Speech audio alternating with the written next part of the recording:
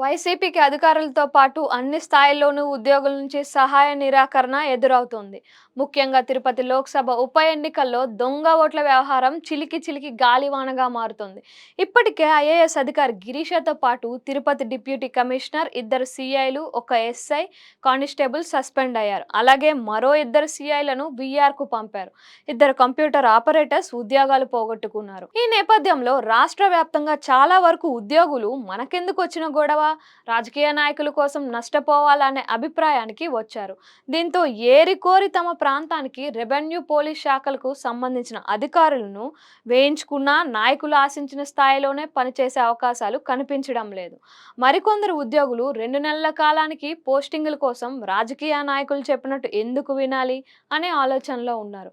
అందుకే తమ ప్రాంతానికి రావాలని నాయకులు ఫోన్ చేసి అడుగుతున్నా అధికారులు ఆసక్తి చూపడం లేదని సమాచారం.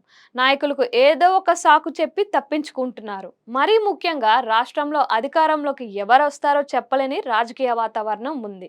అలాంటప్పుడు అనవసరంగా ఒక పార్టీ ముద్ర వేయించుకొని భవిష్యత్తులో ఎందుకు నష్టపోవాలనే ధోరణిలో అధికారులు ఉన్నారు. ఎన్నికల నోటిఫికేషన్ త్వరలో రానున్న నేపథ్యంలో అధికారులు న్యూట్రల్ అయ్యారు. అధికార పార్టీ నాయకులు ఫోన్ చేసినా సరిగ్గా స్పందించని పరిస్థితి.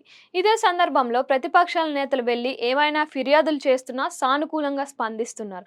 దీంతో అధికార పార్టీ నాయకులు వేచి చూసే ధోరణితో వ్యవహరిస్తున్నారు. అధికార పార్టీ నాయకులు చెప్పినట్లు వినే అధికారులు చాలా తక్కువనే చెప్పొచ్చు.